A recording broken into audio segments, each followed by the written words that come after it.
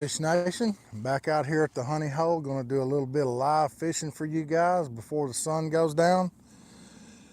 Looks like I got about maybe 45 minutes, so let's see how many we can catch in 45 minutes. I'll be throwing this little cut worm from Strike King. It's in a red bug, so let's check it out.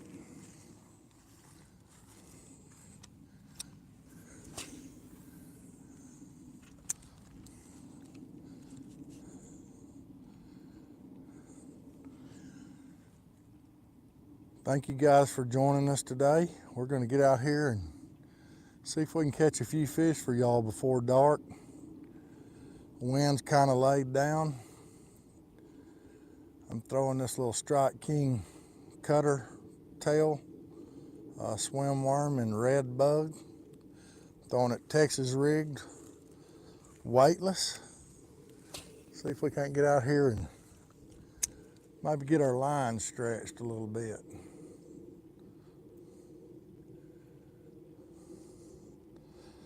I came out here earlier. I think I caught 6 in about an hour on it. I was on the other end of the pond, so this end's been kind of slow lately, but I thought we'd give it a try. I've been seeing a little bit of activity on top down here, so I thought maybe they're getting ready to move up and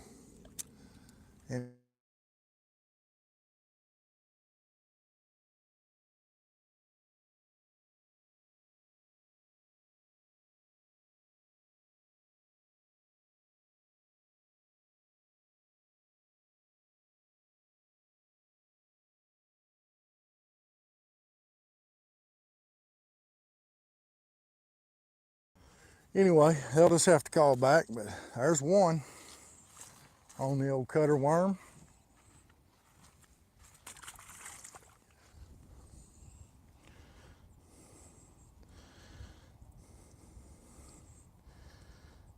I don't particularly know anybody from Longview, but it's probably one of my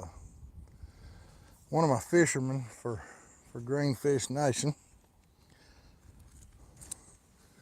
We got some tournaments coming up, and actually got some going right now.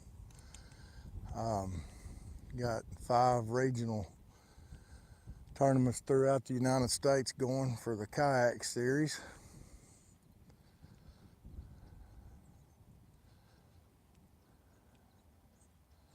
I actually thought about starting a pond fishing series, a bank fishing series for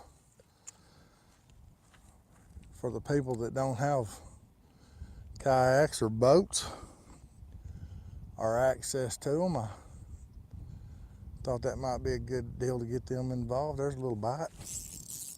Yeah.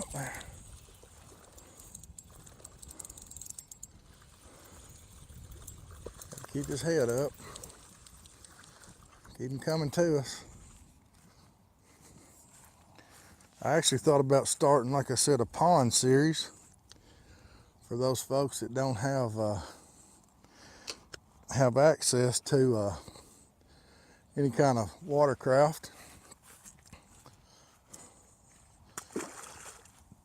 Y'all let me know what you think about that. If that'd be something you might be interested in.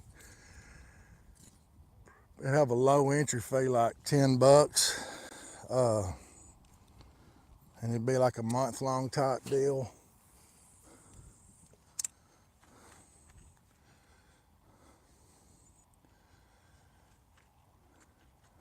Be winner take all. I don't really know of anybody else that does that kind of stuff, but hey, I'm open to whatever gets people out fishing and gets them on the water.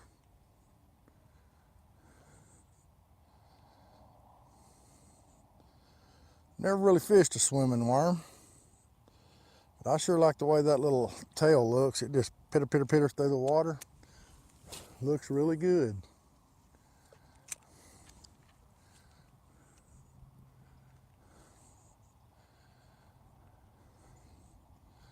So far, them 2 fish liked it.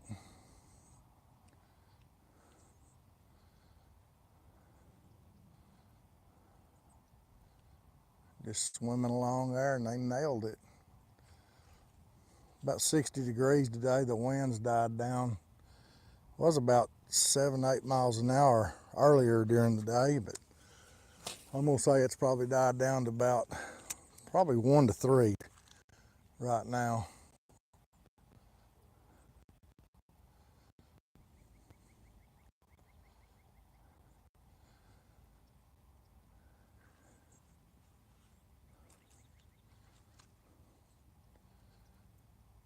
Move around here in a little bit and see if we can't get on that other side. And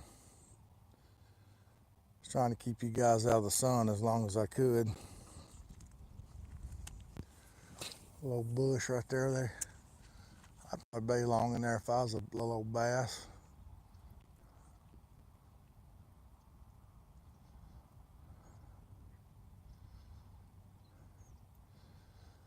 Water's probably 1 or 2 degrees warmer up here shallow than it is out there deep.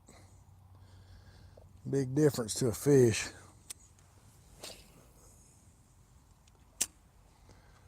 There's a lot of moss on the bottom of this little old pond here. So I'm trying to just kind of slow roll that, keep it up off the bottom.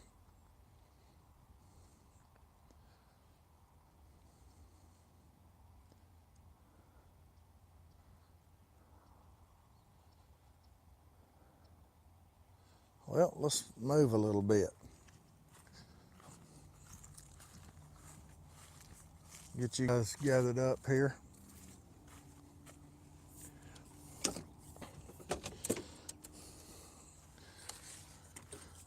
I'm on the golf cart this time, so I'll be a little more mobile. We'll move around and fish around right quick like around the pond here. Like I said, I only got about 45 minutes before dark. So, seen a couple fish just leave off that log right there.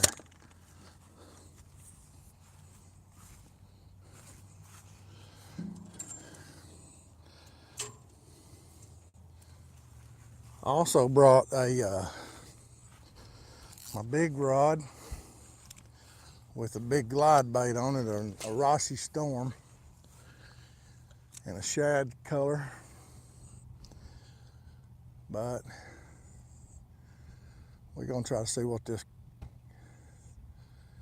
cut-tail worm will do.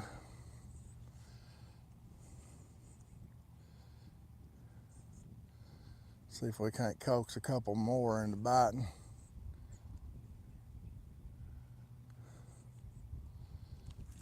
There's one. Oh man, got off on me.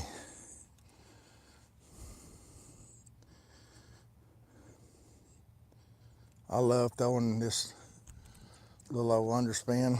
I used to never throw an underspin, and I think I find myself throwing it more than I do anything.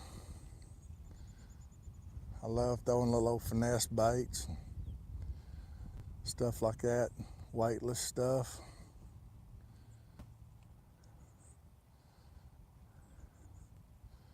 I do use a bait caster a lot, but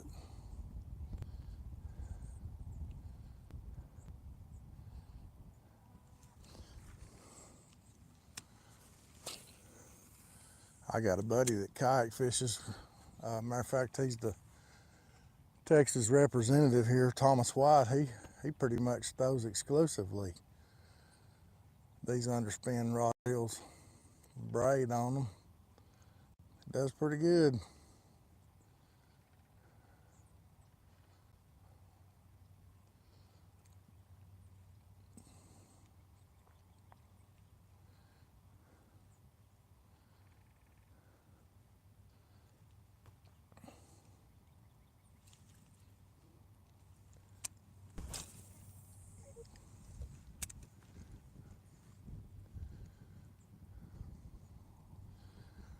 Just trying to kind of slow roll that.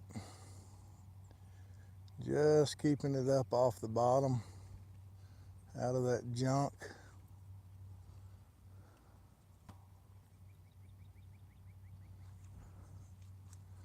A lot of guys will throw this cut-tail worm with a 1/16 of an ounce peg sinker.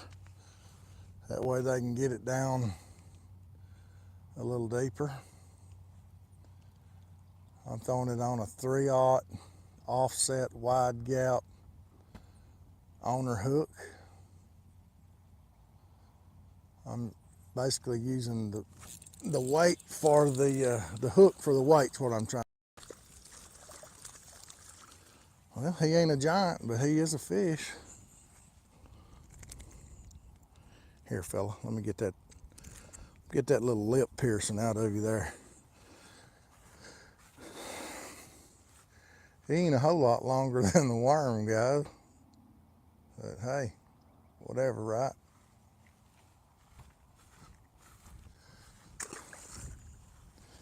That's 3.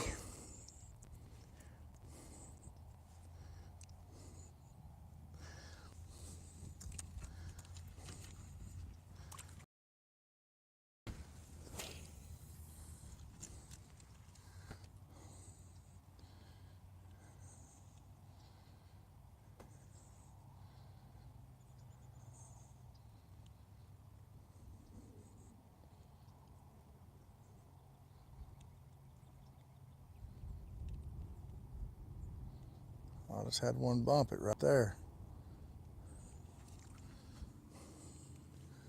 He might have been following it.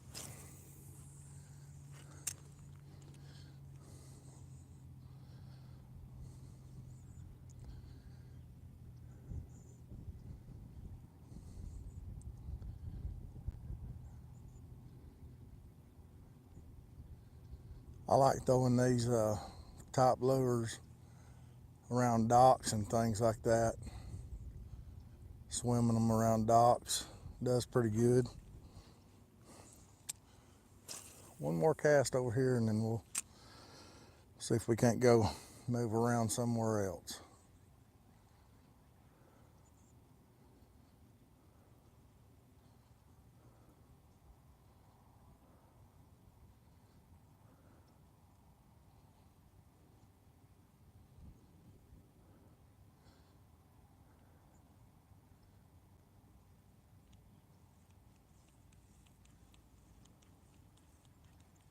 All right, we're gonna move somewhere else. Y'all hang tight. If you're watching this, drop me a comment. Tell me where you're from. I'm over here in Texas, trying to get a little fishing in before it gets dark. Trying not to run over my tripod in this golf cart. Sorry for y'all being crooked. All right, we're gonna go right down this bank right here. Kind of get y'all leveled up here where you're not so crooked.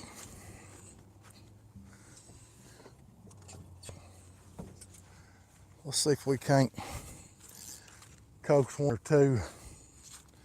I'm gonna start just going close here because I don't want to catch fish all the way down there and drag it through a whole bunch of other fish and spook them off. So I'm just gonna slowly work my way out that way. I go a few feet every time. I'll cast it a little further each time. It's doing two things. If there's a fish sitting there, we're looking at it, and he sees it go by a few times, he might bite it. And plus, I'm not going to spook off everything between here and there if I do catch a fish down yonder on the other end.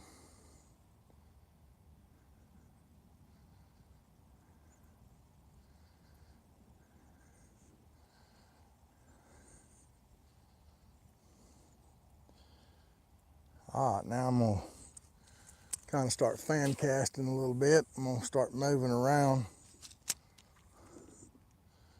kind of covering this area, see what we can do, and then we'll move on somewhere else.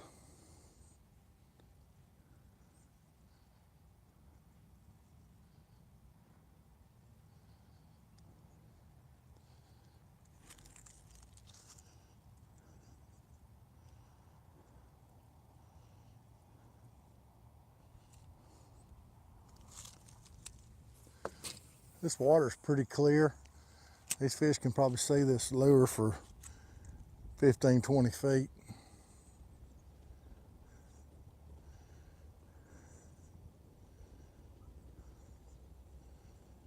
So here comes Mr. Wobble, my landowner. Hey Dan, how are you? Did you get that pole? I did, yes sir. Is it still gonna work? Oh yeah, it'll work. Yeah, it looked like the reel was in good shape. Yeah, the handle was boogered up on it anyway, but yeah. Oh, that's good. Yeah, we were putting the aqua shade and stuff out. We were actually right out here. And Yeah. Caleb goes, "What's that?" And I go, "It looks like a bluegill just floating on top of the water." And then I looked at it a little closer. I go, "No, I don't know what that is. Go over there." He goes over and I picked it up and I go, "Oh, it's it's a lure." And then I started pulling on the lure and it just kept coming. Yeah. Next thing I know, the whole rod came up. Yeah, I don't remember what month it was. Last summer, me and a guy I work with came out here and I flipped my kayak over right out here and I thought I gathered up all my stuff, but apparently I lost that one rod and I looked all over for it and I thought, well, I'd even went back and looked at some videos that I had that I knew that I had it in, and I thought, man, I don't know where I lost that thing at, you know. And then you sent me that picture and I was like, well, I know where I lost it at now. Yeah. Pretty funny. Yeah. Oh. Yeah. Well, at least we got it back. I'm glad. Well, I appreciate it. The reel looked like a pretty good reel. I told Caleb, Yeah. it's a good looking reel. So. Yeah, that's actually my son's reel. Trevor, my boy that's, well, he's 13. Let's see. No, he's 13, yeah. Yeah, he's 13, so he was sure glad to have it back. Yeah. Yeah. Even though he don't fish much right now, he's too involved in video games and all that, you know. Yeah. That's what my son does too. Yeah. When you go back, if you have the golf cart, if you don't want to go through that muddy area with the big gate, just go through that little side where I came through, on the left side of the shed there. Closest to the. Yeah, there's two gates. Yeah. Carports are. Yeah. Yeah, you can just open those and go through. Okay. That way you Yeah. don't have to go sloshing I around. didn't want to track that mud up if I didn't have to. So. I'm not worried about that part of it. And like I said, it's totally up to you. You can go with Yeah. whatever you want. Well, as long as my tires ain't muddy, I'll go back through there. But if I get my tires muddy, I'll try to work around that mud hole over there. I went that way the other day, and then I got out here and it was wet, and I got my tires muddy, and I was like, I'll just open that gate and work my way around that mud hole because I didn't want to track mud all up on your concrete. Yeah. The rain washes it away. Oh, I know, but I still try to be respectful of other people's property. All right, well, appreciate it. All right, well, I'm gonna fish a little while. As long as you want. All right, thank you, Dan. I'll talk to you later. All righty. Well, I'm gonna make this my last cast here. Up. Got one. Well, dadgummit. Maybe one more. Maybe one more cast.